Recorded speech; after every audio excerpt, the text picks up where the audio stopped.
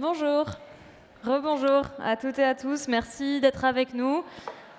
Hop, je termine ce service. Et on termine également les tables rondes du Food Forum. Je vous invite à nous rejoindre pour cette dernière session de table ronde. Il y aura ensuite les dernières masterclass de pâtisserie.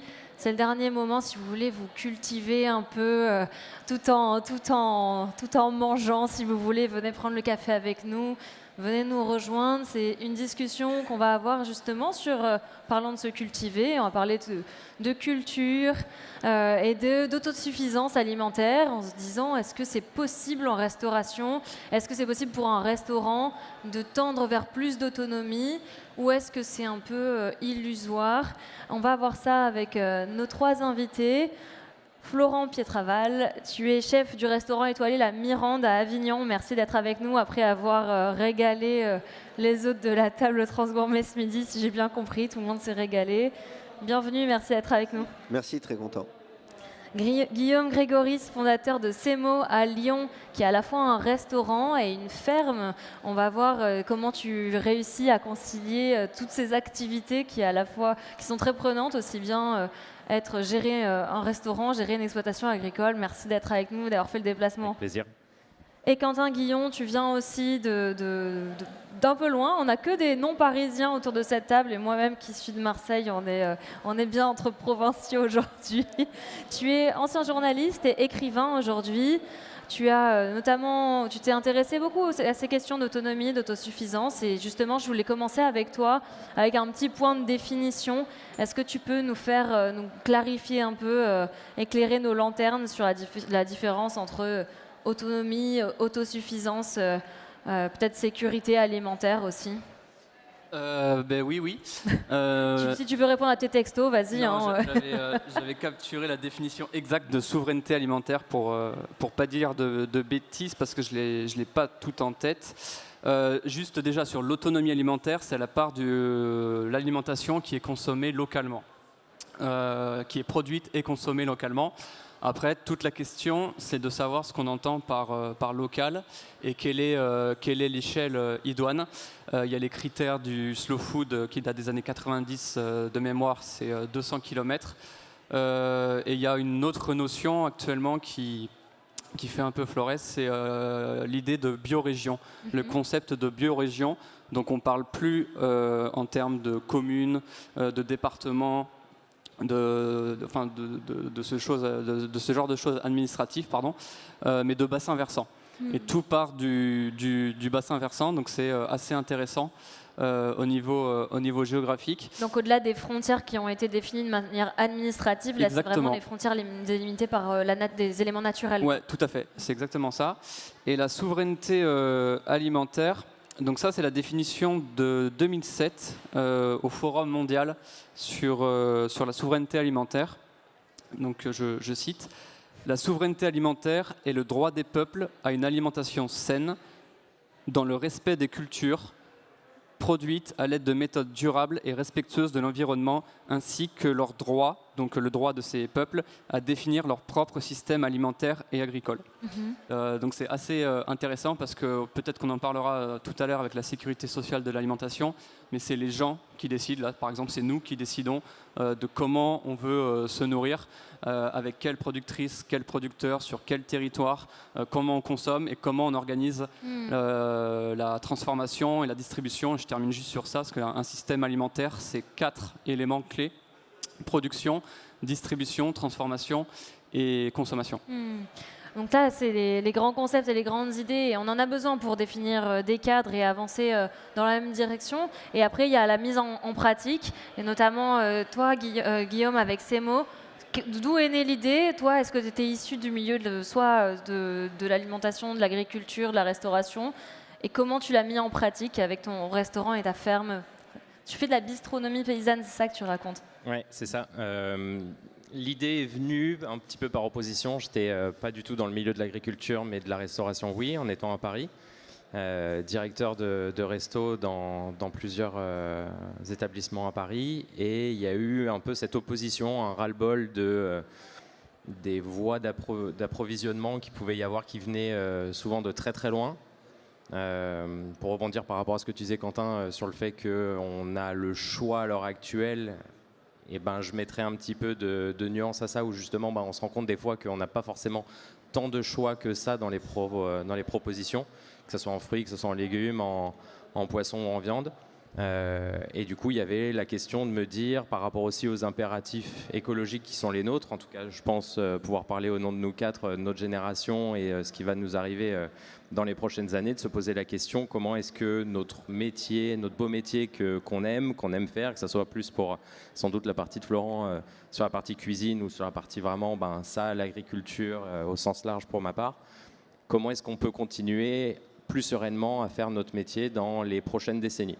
Et donc l'idée de tout le projet, c'était point par point d'analyser d'un point de vue énergétique, d'un point de vue approvisionnement, comment est-ce qu'il était possible d'avoir des options plus durables et sur lesquelles on pouvait avancer un petit peu plus sereinement. Voilà. Donc tu as d'abord créé ton restaurant et ensuite la ferme est arrivée dans un deuxième temps. Comment ça s'est passé ? Ça a été d'abord l'exploitation agricole. Ok. De base, il y avait la volonté que le restaurant arrive avec une exploitation agricole qui soit déjà prête. Après, il y a eu aussi, pour ma part, toute la découverte du milieu agricole sur le fonctionnement, avec la SAFER, avec des organismes comme ça. Tu peux dire un mot, qu'est-ce que c'est la SAFER et pourquoi ça vous fait rire tous les deux ? La SAFER, c'est un organisme d'État qui est chargé de pouvoir en gros être un arbitre dans les négociations et dans les transactions agricoles. Si on veut vendre une terre, un bout de terrain, la SAFER peut autoriser ou non cette vente. En fonction de la destination aussi de la terre. C'est ça. Ils vont pas accepter, par exemple, que tu fasses un resort, hôtel avec un petit potager. Au-delà de la destination, ça peut être tout simplement de déterminer que non, cette partie de terrain, on ne veut pas la donner à un producteur qui serait trop petit, qui n'aurait pas assez de moyens et qui n'irait pas dans la logique. Par exemple, si on prend la région comme la Beauce, où il y a des énormes étendues agricoles céréalières. Si jamais tu as deux petits entrepreneurs qui veulent se lancer dans le maraîchage, et la SAFER pourrait dire non, parce que ça va pas dans la continuité de faire de la grosse céréale dans une région comme la Beauce. Okay. Voilà. Donc toi, ils t'ont mis des bâtons dans les roues ? Moi non, parce que c'était trop petit et qu'il n'y avait pas forcément de sujet et qu'il n'y avait pas de différence où avant c'était du maraîchage sur 1 hectare 2 et qu'on en a fait du maraîchage sur 1 hectare 2 et qu'il n'y avait pas de sujet. Mais c'est un organisme qui a été maintes fois remis en question parce que c'est un pouvoir qui est énorme et que, il me semble, et peut-être que Quentin pourrait me corriger, mais dans les années 2010, il y a eu des affaires de corruption, de cousinage et tout, parce que le pouvoir d'autoriser ou non la transaction de terrains agricoles, c'est un pouvoir qui est juste complètement dingue. Voilà. On reviendra sur le côté vraiment retour d'expérience d'avoir ouvert la table et la ferme en parallèle. Florent, de ton côté, tu as un restaurant qui est dans une ville, qui est Avignon. Est-ce que c'est incompatible avec le fait, donc tu ne peux pas développer un potager vraiment attenant au restaurant?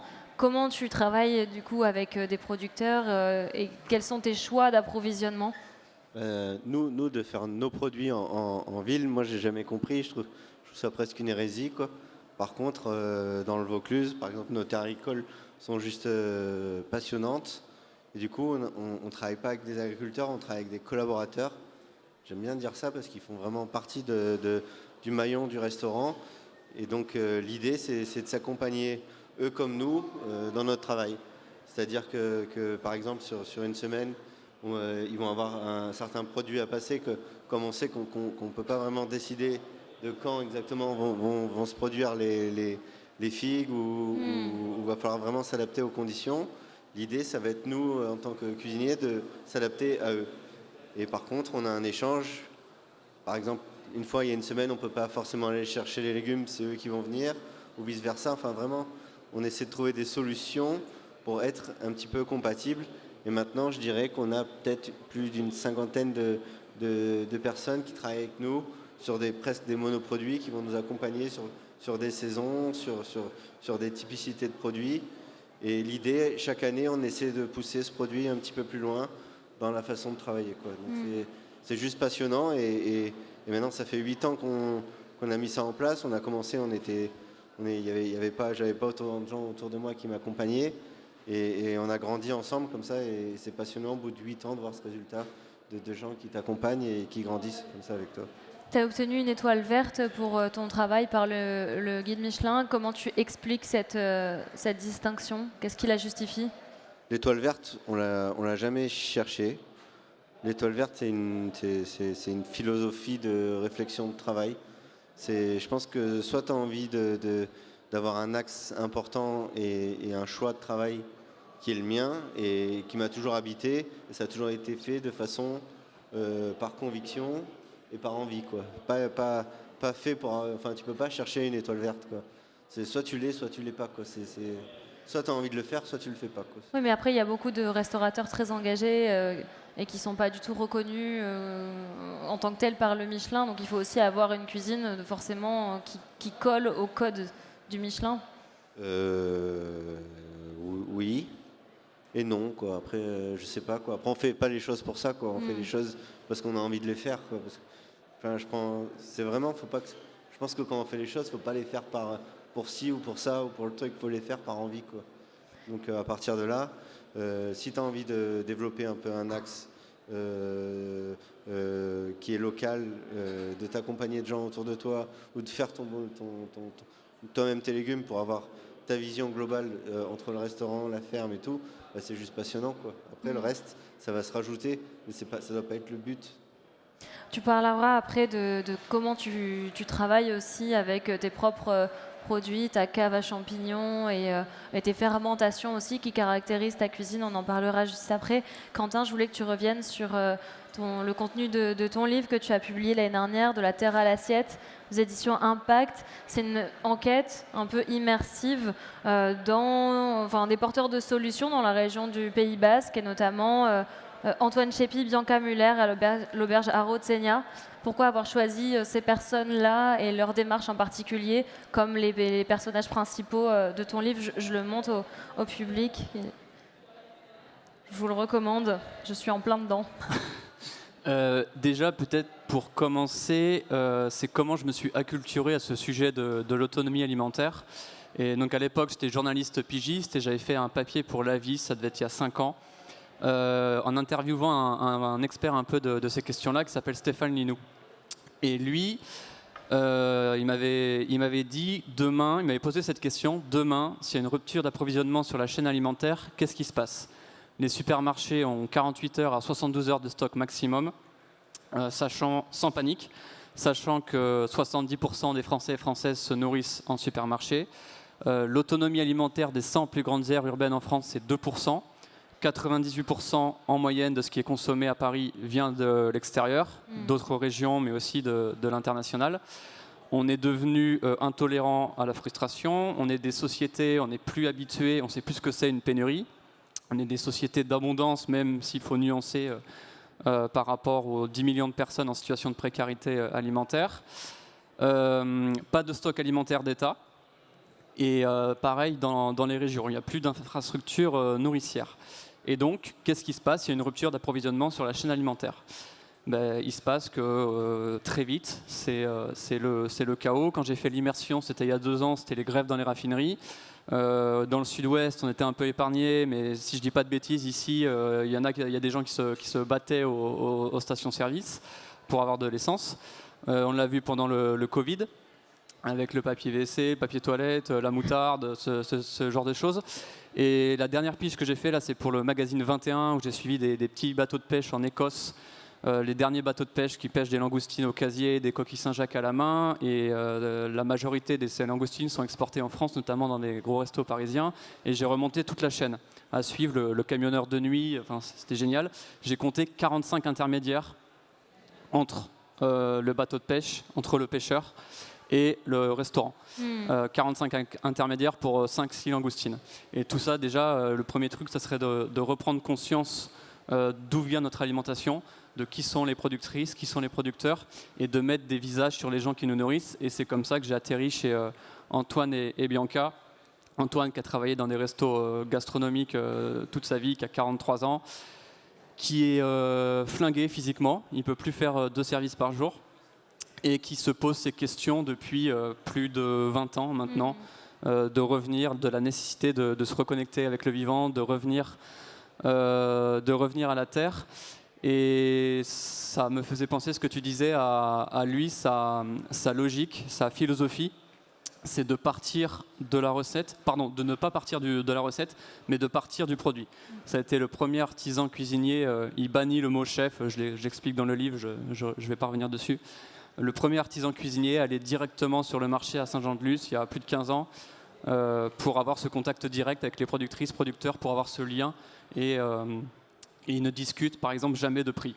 Pour lui, le prix juste, c'est le prix du producteur ou de la productrice. Il sait et elle sait combien de temps elle a passé dans les champs, à élever les bêtes, etc. et à quel prix.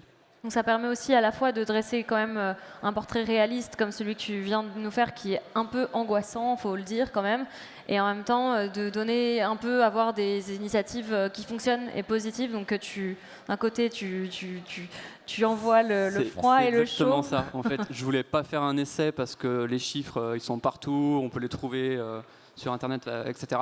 Je voulais donner la réalité de ces questions du métier et aussi proposer des solutions. Il y a un concept dans le journalisme qui s'appelle le journalisme de solution.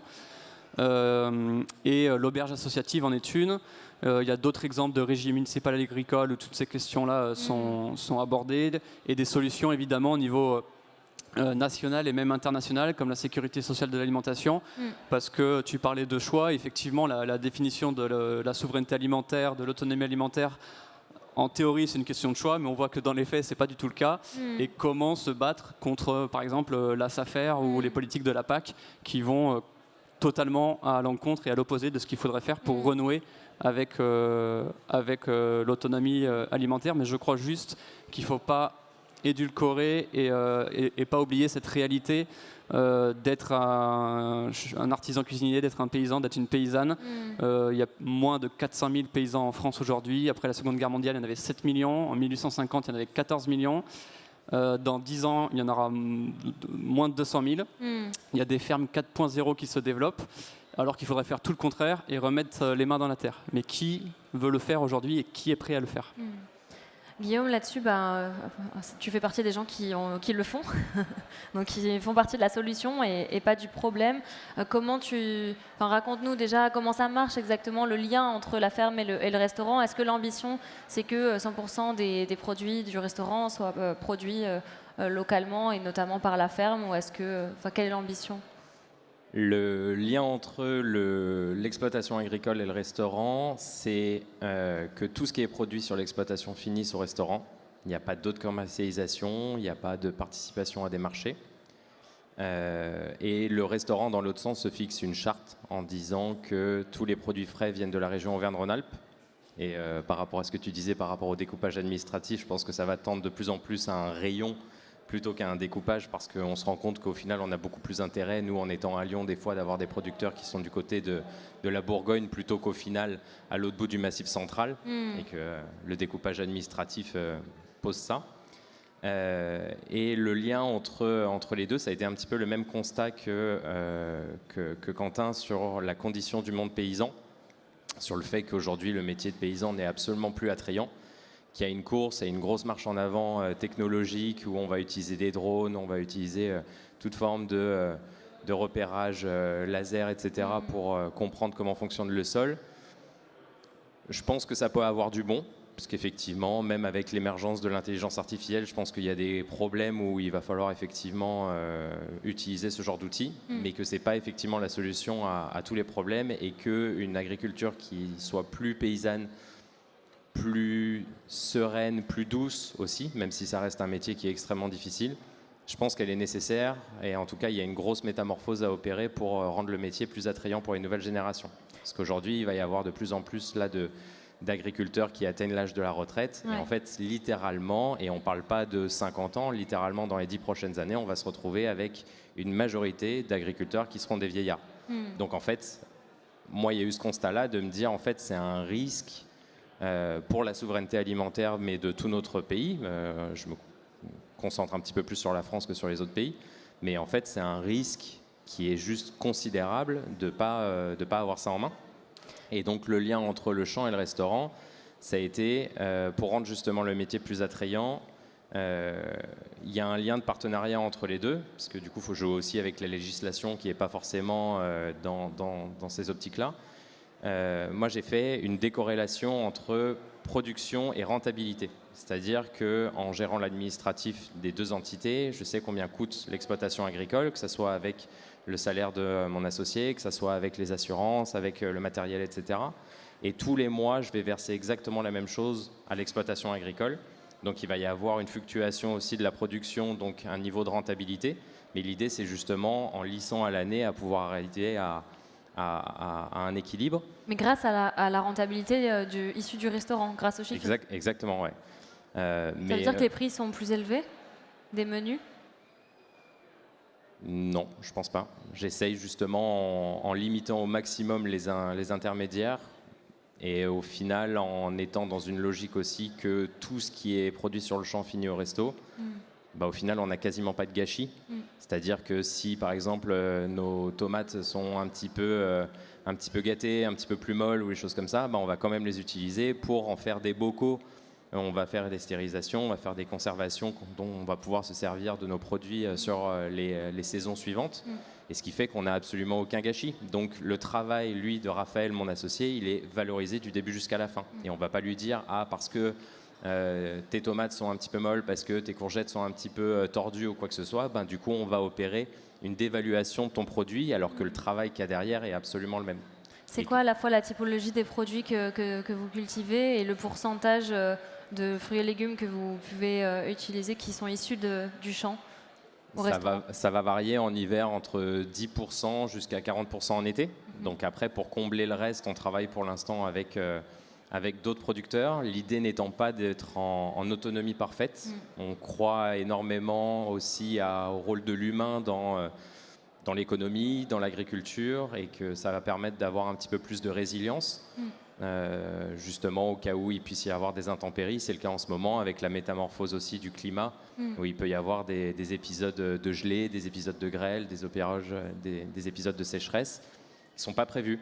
Moi, il y avait vraiment le truc de me dire, l'agriculture, c'est pas une économie comme une autre, c'est pas des biens comme des autres dont on peut appliquer des règles marchandes classiques, et que, à un milieu particulier, il faut aussi des règles économiques un petit peu particulières et de pouvoir sortir de ça. Il y a tellement d'incertitudes dans la vie d'un agriculteur qu'on ne peut pas se dire, bon, bah, ok, on va faire comme partout ailleurs. Florent, est-ce que tu peux revenir et développer un peu justement sur cette cave à champignons et ces produits que tu développes, ou aussi rebondir bien sûr avec ce que tu entends? Je pense qu'à l'heure actuelle, on a un vrai problème sur les traçabilités des produits entre le consommateur, le restaurant ou la grande surface et le paysan. Et les gens ne se rendent pas vraiment compte de ce qu'ils achètent, quoi. Et je pense que la base du problème est vraiment là. Je n'ai pas la solution, je ne sais pas comment faire.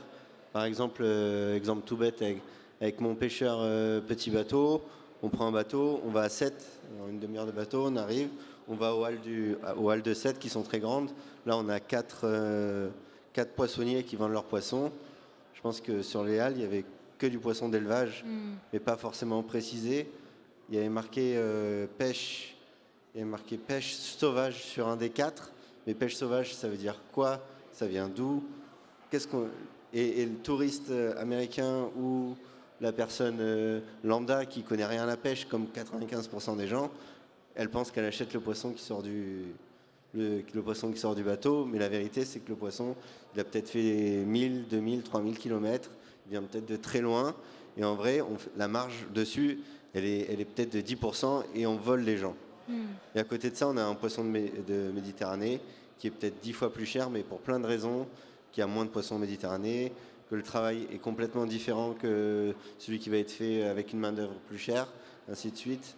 Mais personne ne se rend compte vraiment actuellement de tout ce que ça demande. Et sur un restaurant, nous, on fait que du poisson de Méditerranée. C'est un de mes cœurs de travail. Mais combien de restaurateurs le font vraiment et vont vraiment au bout du truc, mais disent que c'est aussi du poisson de Méditerranée, sauf qu'il y a une différence de prix, je pense, de 70%. Donc c'est énorme.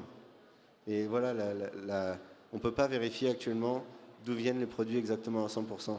Et je parle du poisson parce qu'on y était la semaine dernière, mais tu prends une tomate, tu prends une pomme de terre, et ainsi de suite. Toi, tu vas régulièrement, justement, tu as des liens presque amicaux, même Nous, avec... au bout de 8 ans, c'est des amis, mais ils ont vraiment ce problème qu'une figue que tu vas élever ici ou une figue que tu vas faire, par exemple, dans un pays où la main-d'œuvre est bien moins chère, où leur but, c'est de faire le maximum de produits et pas le maximum de qualitatif, avec un rendement donc, qui est complètement différent, avec des serres, avec une mise hors sol et dans le sol. Enfin, si juste tu visites les deux choses, c'est le jour et la nuit, quoi. Il y en a un, tu as envie de manger, l'autre, tu as envie de partir en courant, quoi. Mais c'est pas moi, c'est tout le monde, en vrai. Ouais. Tout le monde. Mais combien de gens, tu prends sur 10 personnes, combien le savent, combien le comprennent, et combien, quand tu achètes les tomates, ça se trouve, tu payes le même prix des tomates plein champ que tes tomates qui viennent d'Espagne ou autre chose. Et je pense que le vrai problème, il vient de ça, quoi. Voilà, c'est tout. Et quelques mots justement sur ta démarche à toi et sur ce que tu produis localement, toutes les potions magiques, tes fermentations, des champignons. Raconte. La fermentation, c'est un gros mot un petit peu, mais en même temps, ça permet, comme tu disais, quoi, quand tu as une saison de la tomate qui va durer 2 mois et que tu as envie de l'utiliser peut-être sur 3-4 mois, ben, ça va permettre de bloquer un petit peu le temps sur ces produits-là. Et c'est vrai que nous, par exemple, un mélange qu'on adore, c'est oursin-abricot. Les abricots, c'est la saison... Oursin-abricot ? Oursin-abricot, voilà, c'est le jeu de couleurs, ça marche toujours ensemble. Sauf qu'on va fixer l'abricot dans le temps, à la bonne saison, avec notre personne qui nous fait les abricots, et on va les ressortir un petit peu plus tard, quoi. C'est-à-dire fixer les abricots dans le temps, tu fais quoi ? Tu leur jettes un sort ? Tu fais quoi ? C'est exactement ça. Stupéfixe. Non, on les travaille. Après, par exemple, on est allé au Japon, on a découvert l'umeobuchi, donc ils prennent les prunes, qui passent légèrement au sel, et puis ils les font sécher au soleil. Une technique hyper intéressante. Une fois que tu as compris ça, ça marche sur tous les fruits sucrés un petit peu moelleux. Voilà, on reprend cette idée-là, on le transforme sur l'abricot, et du coup, l'abricot, il est fixé dans le temps. Voilà, tout simplement. Et après, on le développe sur plein de choses, quand on fait les kimchi de tomates, kimchi de pastèque. Il y a vraiment beaucoup de choses à faire. Mais un garum de bœuf aussi. Garum de bœuf, voilà, où ça c'est l'idée d'utiliser toutes les parties. Et voilà, quoi, le filet de bœuf, par exemple, c'est 10% de la bête ou 5%, quoi. Donc en vrai, il faut vraiment comprendre qu'on ne peut pas manger que ces parties-là et un jour il y a du filet, un jour il y a la cuisse. Et en même temps, c'est aussi passionnant de découvrir les autres morceaux et s'intéresser à tout. Et tout ça, c'est une culture. Nous, je pense que les chefs, on est des messagers de qu'est-ce qu'on peut faire. Et on se doit, ou on essaye en tout cas, de transmettre ça à nos clients maintenant de plus en plus. Je pense que notre part, elle est minime en termes de consommation, mais elle est forte en message. Voilà. Et je pense que c'est important d'essayer de transmettre ça. Et je pense que les générations futures, elles iront encore plus loin que nous. Et c'est important. Bah, les chefs ont un rôle de prescripteur et c'est ça aussi qu'on s'évertue à dire sur cette scène et puis partout sur Omnivore, c'est de montrer que en fait, c'est un petit milieu et en termes de volume, évidemment, c'est pas les plus gros volumes. Tout à l'heure, on avait Audrey Pulvar qui est adjointe à la maire de Paris en charge de l'agriculture et l'alimentation. La mairie de Paris, c'est 30 millions de repas en restauration collective par an. Donc en fait, la moindre décision de la mairie de Paris, dans un sens ou dans un autre, va avoir un impact considérable. Par contre, elle reconnaissait qu'elle s'inspire de chefs engagés comme toi, comme Bérangère Fagard tout à l'heure, Francesca Fucci qui était là également, et pour ensuite faire ses propres choix et s'en inspirer. Donc c'est ce rôle aussi vraiment de prescripteur et de pierre de cheville ouvrière aussi dans cet univers. Quentin, qu'est-ce que ça t'inspire? Est-ce que tu entends de la part de nos deux chefs et restaurateurs? T'as vu que j'avais pris des notes, c'est pour ça. Ouais, voilà. Il y a un truc qui m'a marqué, là, ce que tu disais sur les paysans et paysannes qui ne sont pas des robots avec les machines, etc. Je ne sais pas si vous avez vu, moi j'habite en vallée d'Ossau dans les Pyrénées. Il y a eu des très très grosses inondations dans la vallée d'à côté, la vallée d'Aspe et celle de Gavarnie, donc je suis exactement entre les deux. Et là, j'étais avec un ami justement éleveur qui me disait on a complètement perdu le bon sens. Il y a plein de ponts qui ont été détruits et les ponts qui ont tenu, c'est des ponts qui ont 200 ans. Et je lui demandais mais pourquoi les ponts de 200 ans ont tenu et pas ceux d'aujourd'hui? Et il me disait parce qu'avant ils étaient beaucoup plus observateurs et ils ont fait des ponts beaucoup plus hauts, plus larges, quelque chose comme ça, etc., etc. Et aussi, ils nettoient ce qu'on appelle, ils nettoient les cours d'eau. Quand il y a il y a des bois qui sont... enfin, l'hiver, il y a des grosses tempêtes, il y a les bois qui peuvent obstruer les cours d'eau, etc. Et donc, il les nettoyait. Sauf qu'aujourd'hui, ça ne se fait plus parce que ça prend du temps. Qui va le faire? Est-ce que ces gens-là sont payés? Non. Etc., etc. Et ça, c'est le genre d'événement qui est appelé à se reproduire et qui se produit de plus en plus. Là, la vallée où je suis, la Reims, a été touchée par des gros glissements de terrain 2 fois. Ça a été le cas à la Bérarde aussi, le 21 juin là, cette année, dans les Écrins. C'est exactement la même histoire. Et je lisais, je crois que c'est sur Le Monde, il y a pas mal de petits villages dans les stations des Alpes qui commencent à se poser les questions. Est-ce qu'il faut reconstruire à chaque fois? Est-ce qu'il faut déplacer les habitants? Donc ça pose des vraies questions. La question du bon sens, c'est ça le fond de... Là, ça m'a fait penser c'est un peu ce que je montre avec les... Ça me faisait penser au Persillon, là, le couple d'agriculteurs, un des couples d'agriculteurs et d'agricultrices que j'ai suivi, c'est qu'il y a des gens qui ont des compétences en fait, et des savoir-faire qui sont transmis de génération en génération. On revient sur la question de la transmission dont tu parlais. Et oui, l'intelligence artificielle ou les drones, etc., ça peut être une aide, mais ça part pas de là en fait. Ça part d'abord de l'humain et de ces connaissances-là, et juste d'observer en fait. C'est primordial, je pense. Ensuite, l'autonomie alimentaire, parce que tu disais que tu fais travailler les productrices et les producteurs, pas que sur ton champ. Faut bien aussi avoir en tête que l'autonomie alimentaire, c'est pas un repli sur soi. Et justement, c'est l'entraide. C'est surtout pas se replier sur soi-même, c'est pas l'autarcie. D'où la question du bassin versant avec la biorégion. C'est comment on travaille ensemble. La restauration collective, tu parlais des 30 millions de repas de restauration collective à Paris. Antoine, à l'auberge, il y a un diagnostic alimentaire du territoire qui a été fait. Donc Urugne, l'auberge, la commune où se situe l'auberge, c'est 1100 de repas de restauration collective par jour. Et là, c'était des questions de base. Combien de maraîchers, de maraîchères il faut pour fournir ces 1100 repas de restauration collective par jour? Sur quel foncier? Au Pays Basque, je crois que tu connais un peu la problématique, l'accès au foncier, c'est dantesque. Comment on rémunère ces gens? Comment on organise la logistique autour de ça? Et donc voilà, c'est des vraies questions globales. Et l'entraide, ça me fait penser à ce qui se passe en Vallée d'Aspe. Il y a une entraide qui est énorme entre les communes sinistrées, etc. Et justement, c'est tout le contraire du repli sur soi. C'est comment on fait société ensemble. Je voulais vous donner la parole. Avant ça, j'ai une question sur justement le lien entre les grandes études, les études qui sortent aussi bien d'un point de vue français qu'international sur les questions alimentaires, l'autonomie alimentaire, l'autosuffisance alimentaire, comment on fait le lien avec la restauration privée qui parfois est très très déconnectée en fait de ces sujets, ne se sent pas vraiment concernée, pas vraiment un maillon de cette chaîne-là, et qui reste dans une forme d'entre-soi un peu hors sol par rapport à ces questions. Tu as un avis, Guillaume, peut-être? Je pense que peut-être que Florent pourra un petit peu plus parler de ça, d'une forme de restauration que tu es un petit peu plus expert sur. Après, moi, quand je vois l'évolution de la gastronomie, maintenant je parle comme un vieux, mais sur 20 ans, elle est incroyable. Avant, on avait de la tomate toute l'année dans les restaurants, on avait de l'aubergine toute l'année, on avait le même morceau de viande toute l'année, le même poisson toute l'année, quoi. Ça changeait jamais, quoi. Et je pense que la saisonnalité, tout ça, c'est des choses qui arrivent et qui grandissent comme ça, tranquillement, et qui résonnent dans la tête des gens. Et je pense que c'est les gens qui ont changé ça, quoi. Et vraiment, quand j'ai commencé la cuisine, t'allais dans un restaurant, il n'y avait pas de saison sur les fruits, sur les légumes, quoi. Toute l'année, on faisait la même chose, quoi. Et je pense que c'est en train de changer. Et j'ai hâte de voir dans 5 ans cette évolution-là, parce qu'on va dans le bon sens quand même, quoi, sur plein de belles choses, quoi. Est-ce que ça va assez vite par rapport à l'urgence? Eh ben, ça, c'est plus à toi de répondre. Après... C'est non. Clairement, c'est non. Et il y a toujours ce débat entre la responsabilité du consommateur, de la consommatrice, et la responsabilité collective un peu plus politique. Et ça me fait penser à ce que tu disais sur les tomates et la traçabilité. Juste un mot sur la sécurité sociale de l'alimentation.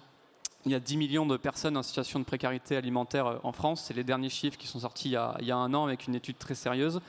La moitié de ces gens ont droit aux aides alimentaires, mais ne vont pas au Resto du Cœur, par exemple, parce que c'est des questions de... On parle de violence alimentaire. C'est une sociologue, anthropologue, Bénédicte Bonzi, qui parle de ça. Et ces gens-là, en fait, c'est la variable d'ajustement des grandes surfaces. Donc, ils mangent que des produits de mauvaise qualité, etc. Ou parfois, ils sautent des repas aussi. Ou sautent des repas, ou se privent, bien sûr. Ou sautent des repas pour privilégier leurs enfants, enfin que leurs enfants puissent manger. Et donc la sécurité sociale de l'alimentation, c'est une solution politique au niveau vraiment politique. Pour remédier à ça, c'est les critères de la Sécu de 45, donc universalité, chacun à 150 € par mois. Cotisation, chacun cotise selon ses moyens, reçoit selon ses besoins. Et très important, caisse de conventionnement au niveau démocratique au niveau local. C'est-à-dire que c'est par exemple nous qui décidons de qui on va conventionner, donc des productrices, des producteurs, des restaurants, pourquoi pas, pour aller dépenser ces 150 € par mois. Donc il y a plein d'expérimentations qui sont menées partout sur les territoires et qui fonctionnent plutôt bien, qui posent plein de questions. Et juste par rapport à cette tomate, ça m'a fait penser à ça, ce que tu disais. Au tout début des expérimentations, il y a des anthropologues qui sont allés dans les supermarchés, qui ont demandé aux gens qu'est-ce qu'ils voulaient pour leur alimentation. La grande majorité, toutes catégories sociales confondues, c'était alimentation saine, bio, de qualité, etc. Ils ont repris les mêmes gens 20 minutes après. Ils ont regardé ce qu'ils avaient dans les caddies. Eh ben, les 3/4 avaient des pizzas surgelées, des trucs congelés, etc., etc. Tout ça pour dire qu'il y a des biais énormes. Biais économiques forcément, mais pas que, des biais culturels, des biais sociaux. Pensez à toute la publicité qu'il y a partout. Et ça questionne aussi notre organisation du temps de travail. Est-ce qu'on a le temps de cuisiner? L'organisation de l'espace, est-ce qu'on peut cuisiner? Dans certains endroits, il n'y a pas du tout les moyens de cuisiner, il n'y a pas de cuisine, c'est pas, voilà, etc. Et l'éducation aussi, est-ce qu'on sait encore cuisiner? Est-ce qu'on sait cuisiner des blettes? Est-ce qu'on sait ce que c'est des blettes? J'ai fait pas mal de rencontres dans des collèges, notamment en région parisienne. Vous dites blettes, potimarron, les gamins ne savent pas ce que c'est, quoi. Donc c'est des vraies questions politiques qui doivent être résolues au niveau politique et au niveau collectif. Guillaume, là-dessus? Ouais, par rapport à la question du prix, c'est pour faire le lien aussi avec les intervenants juste avant, sur le regard aussi, et en tout cas la part de ce que représente la nourriture dans le budget des ménages, qui a complètement aussi évolué, parce qu'aujourd'hui il y a une espèce de réduction perpétuelle des prix, avec certaines grandes marques aussi de distributeurs qui... parce que sous prétexte de vouloir aider les classes les plus modestes, va aller chercher les prix les plus bas, alors que des prix les plus bas, c'est aussi des producteurs qui sont impactés. Donc le but, in fine, c'est pas forcément de réduire les prix, c'est d'aller chercher justement un prix juste. Et là où il y avait une énorme part du budget qui était pour la nutrition, enfin, l'alimentation, ne serait-ce que jusque dans les années 60-70, avec une part à l'inverse assez basse pour le logement. Aujourd'hui, l'inflation immobilière a complètement fait basculer ça. Et qu'aujourd'hui, et notre génération aussi, on ne trouve pas ça inquiétant de devoir dépenser des centaines de milliers d'euros pour un logement, mais on va aller chercher les prix les plus bas pour l'alimentation, alors que le logement, c'est une énorme bulle spéculative aussi, et qui, on n'y pense pas, mais a un impact sur la possibilité de s'alimenter correctement. C'est qu'il y a effectivement énormément de choses qui valent trop cher à l'heure actuelle et que le prix des productions agricoles sont complètement sous-évalués et qu'en fait, on devrait payer plus cher nos fruits et légumes.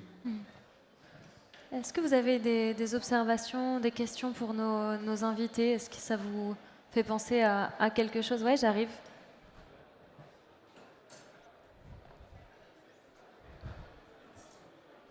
Bonjour, j'aimerais vous poser une question à tous les trois, si vous me permettez. Ce serait en 2 temps. Qu'est-ce que pour vous le restaurant du futur idéal? Est-ce que pour vous c'est un établissement autonome, soucieux et conscient de l'environnement, soucieux surtout de ses produits, plus proches de la terre et qui recrée du contact avec les êtres humains? Et ensuite, quels conseils donneriez-vous aux jeunes intéressés par la restauration pour permettre d'atteindre cet idéal? Merci. Alors, le resto du futur, il est comment? Il y a plein de robots partout. Ouais. On Il mange y, a, des insectes. il y a vraiment la question de se poser quelle forme de restaurant on veut et quelle forme de restaurant il risque d'y avoir. Je pense qu'il y a de plus en plus d'initiatives et il y a de plus en plus de monde qui croit en justement une restauration plus durable, plus locale, et avec une diversification aussi de ce genre de modèle, mais un petit peu dans cet esprit-là. Il y a ce qui risque d'arriver, c'est-à-dire en fait une polarisation entre une forme de restauration gastronomique qui justement essaye d'aller plus loin, de faire quasiment de la recherche dans plein de manières de vivre la restauration, et puis une espèce de couche de restaurants qui vont être là pour au final nourrir les gens au quotidien. Pour moi, le restaurant du futur, et parce qu'on va de toute façon arriver, qu'on le veuille ou non, à certaines limites d'un point de vue climatique, d'un point de vue coût énergétique aussi, parce qu'on est déjà tous stupéfaits du prix du litre d'essence à plus de 2 €, mais je pense que les prochaines années vont nous montrer que on était en fait qu'au début de tout ça. Les différents événements de ces dernières années en termes d'approvisionnement et de ce que ça a pu avoir comme impact sur les appros dans les supermarchés ou même pour nous restaurateurs, que ce soit avec le Covid, la guerre en Ukraine. Il y avait eu aussi le porte-conteneur Evergreen dans le canal de Suez qui s'était planté, et au final il y avait énormément de retard et de défauts sur ce point de vue-là. Donc en fait les épisodes critiques s'intensifient et deviennent de plus en plus récurrents. Donc, c'est soit on décide de faire quelque chose, une forme de restauration qui utilise des produits qui viennent de l'autre bout du monde, quitte à devenir complètement sujet et victime assez rapidement de ça. Soit on essaye de se dire, ok, plus j'ai mon producteur qui est prêt, plus je vais pouvoir un peu avoir un œil dessus et un lien solide avec, moins je risque de me retrouver impacté par des problèmes. Donc le choix au-delà même du vœu pieux, et je pense que ça peut être le cas pour Florence, c'est le cas pour moi et c'est le cas de beaucoup de restaurateurs, du vœu pieux de vouloir bien faire parce que c'est notre éthique, le choix au final qui est le plus pertinent, même d'un point de vue ne serait-ce que économique économique, en fait, c'est d'aller chercher vraiment dans le plus proche, au risque d'avoir des retours de bâton qui restent d'être assez importants. Florent, le restaurant du futur, C'est une bonne question. toi tu vois comment le tien par exemple dans 5 ou 10 C'est ans? compliqué parce que déjà il y a il y a l'axe, il y a le côté où le staff, les équipes, tout ça aussi c'est en train de vraiment changer dans le bien. Nous on a mis les 3 jours de repos en place. On crée un collectif de gens qui nous entourent. Tout ça, c'est La prise en compte des questions sociales aussi dans la restauration, c'est ça? complètement, ouais. On a plein de jeunes qui arrivent avec nous et qui se cherchent, et c'est à nous de leur transmettre, de leur montrer, de les faire grandir et de leur donner l'envie du métier comme on nous a donné envie. Et tout ça, c'est des choses qui prennent du temps, de la réflexion, et le management d'avant n'est plus le même qu'aujourd'hui. Et il faut comment donner envie aux jeunes dans ton entreprise de s'investir et de grandir avec toi, quoi. Rien que ça, c'est un long sujet, quoi. Après, il y a encore la deuxième partie, c'est un peu les histoires d'élite, où je trouve que le luxe prend de plus en plus une partie où les restaurants deviennent de plus en plus chers. Et tout ça, c'est un petit peu dommage parce qu'il faut qu'on reste ouvert aux gens, il faut qu'on reste ouvert à plein de choses. Et tout c'est à nous de trouver des solutions, de travailler des fois des produits un petit peu moins chers pour rester accessible aussi à tout le monde. Il y a beaucoup de facteurs à prendre. Le restaurant, il faut aussi qu'il soit rentable, ça reste une entreprise, il faut aussi gagner de l'argent tous les jours. Donc il faut que le restaurant il soit plein. Tout ça, c'est beaucoup de choses, quoi. En quelques mots, tes Ouais. éléments de réponse très rapidement.